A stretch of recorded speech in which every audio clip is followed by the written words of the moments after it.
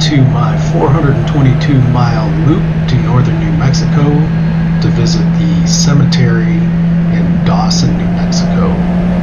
Right here I'm leaving the town of Madrid, heading north on New Mexico 14, picking up some nice sweepers on the way out of Madrid. This is one of my favorite rides, even though the road is kind of rough.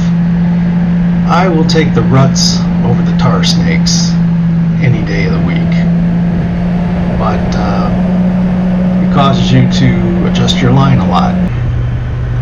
This is leaving the town of Velarde on New Mexico 68, heading to the Cañón del Rio Grande, or the Big River Canyon that runs right alongside the Rio Grande River. And you can see it a little bit there on the left. Roads are pretty good up here, a lot of tourist traffic, so the state of New Mexico pretty much maintains this route. Here I'm leaving the canyon and kind of going in through the hills there a little bit and picking up a really long left-handed sweeper heading up towards Taos. This is one of those roads where you can kind of wind it out a little bit, set an edge, pick a line, have some fun on just a long power sweeper. Road's still in pretty good shape, but again, I'll take the cracks over the tar snakes that I lived with in Georgia. This is coming up out of the canyon. Off to the left there, that dark spot, that's the Rio Grande Gorge west of Taos. And the Taos Bridge is over there, but you can't see it in this video. And Taos is straight ahead under that mountain peak. This is leaving Taos, entering the Carson National Forest on the way to Angel Fire. This is US Highway 64. I've ridden this route a couple of times. I wouldn't say I know the road by hand, the back of my hand, but it's a fun road. It's fairly well maintained. Again, a lot of tourist traffic, and for an early spring ride you have to be really careful about washouts from snow melt, and also some of the big rocks make their way onto the road. So every now and then, you might see one of those come up on you pretty quick. You might get a little vertigo here. This is going over the Palo Flechado Pass, 9,080 feet. It's the highest point on my ride today, and it was about 52 degrees up here compared to in the mid-60s down around the 7,000 foot level. But again, you can see the road's pretty rough. It's not like you can pick a line and stick with it. You really gotta ride to the left or the right of the crown on the road to really avoid the edges and some of the spots where the cracks get bigger.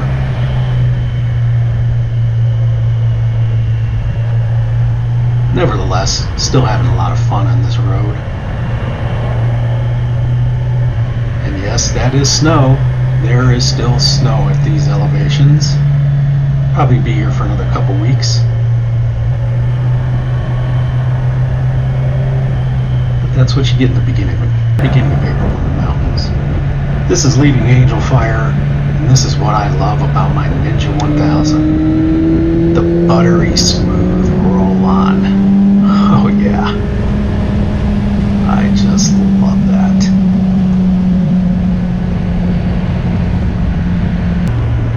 This is rolling into Eagle Nest, still on US Highway 64. Nice little town north of Angel Fire. And this is coming out of Eagle Nest Lake there on the right. Getting into some nice little twisties on the way up to the Cimarron Range.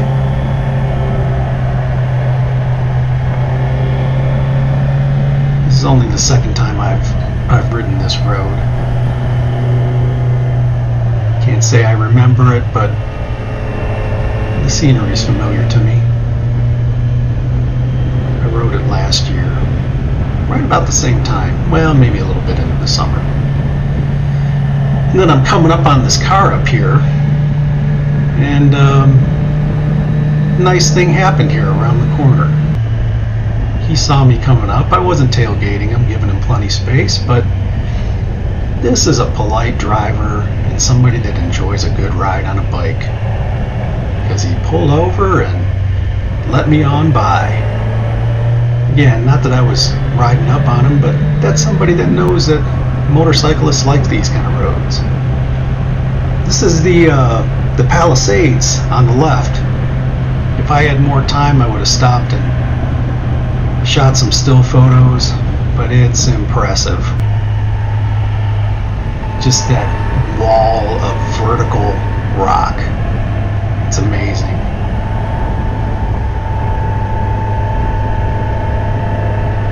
And as you pull away from that and start heading into the plains, there's the Cimarron River on the right, getting into some longer sweepers again. The road opens up. You can start winding it out a little bit. It's just so beautiful. Again, the biggest thing you have to pay attention to is big chunks of rock in the road occasionally, or maybe a washout on a blind curve. And this is coming out of Cimarron, heading towards Dawson, out into the plains. Got up to about 70 degrees here. I was starting to feel pretty comfortable. Been on the bike for a few hours. Now I'm heading to the Dawson Cemetery, where the pavement ends and the dirt road picks up. A lot of roads like this in New Mexico when you get on these county roads.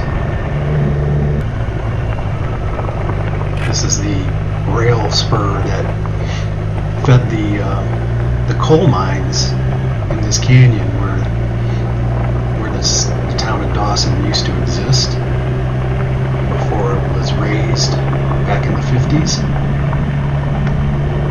A lot of history behind Dawson. Most of it's pretty sad. And here I am rolling up on the historical marker for the cemetery. This is about 5 miles in from the paved highway. It's about 5 miles of dirt road. No big deal, it was hard pack. Easy to navigate.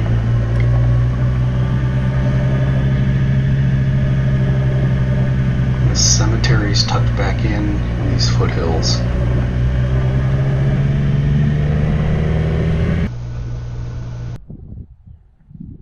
One of the things I love about New Mexico is that I can ride 220 miles on my motorcycle,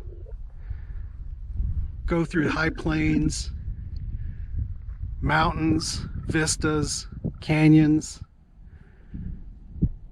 and end up looking at a cemetery that's on the National Register of Historic Places in Dawson, New Mexico, a town that isn't a town anymore. But the thing that I really like about it is that I've been here for over an hour taking pictures, and I'm the only person here. I haven't seen a soul since I pulled in here and parked my motorcycle. My Ninjas brought me a lot of pleasure today. Nice mountain twisties and sweepers, some canyon roads, some plains. It's performed like a champ. And here I'm backtracking on my way home.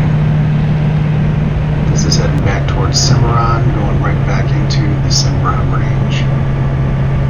These are the sweepers leading in and out of the range east of the Palisades. And the wind was really picking up on the way home. It's getting some pretty serious gusts in here. So it's kind of hard to hold the line through some of these turns, but yeah, I managed. You can carry some pretty good speed through these turns, and there's not a lot of traffic. Again, you know, nature is what you got to pay attention to. Rocks, washouts, animals, and then you come around a turn and you've got something like the Palisades here to look at. Again, running right next to the Cimarron River there off to the right. It's just so much fun on these roads.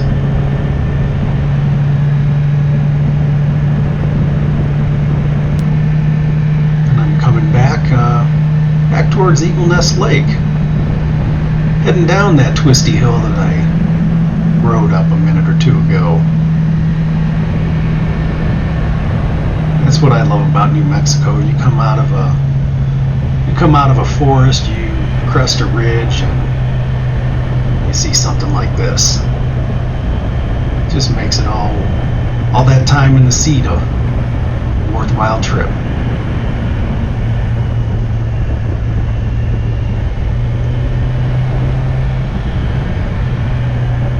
Again, not a whole lot of traffic this day, and it was a Saturday.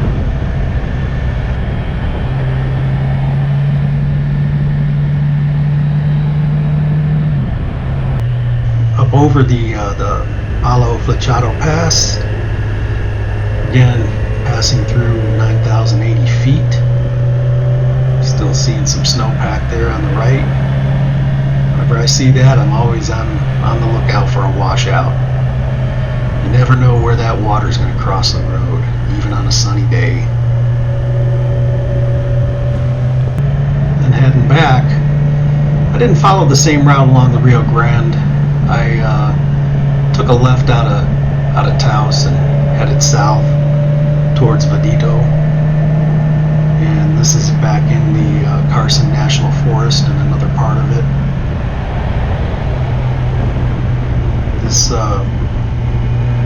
This area here, this is about 8,000 feet. Still some snow over here as well. There's a ski resort about 20 miles south of here called Sipapu that I go to frequently. But coming out of these mountains, you know, you see the forests and the ranges.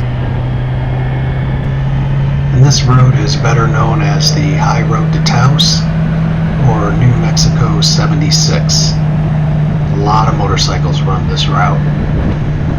There's a much better view of some of the mountains in the distance. Then you crest a hill and you see it opening out into what eventually turns into the Rio Grande River Valley, way off to the west there. I seem to have picked up a bug on the camera. Unfortunately, you don't know that happens when you're riding. And now I'm getting near the end of my ride. That's Placer Mountain to the left there, south of Madrid, on New Mexico 14.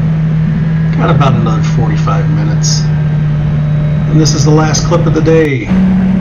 30 minutes till home and 2 minutes till the GoPro battery goes dead. Thanks for watching.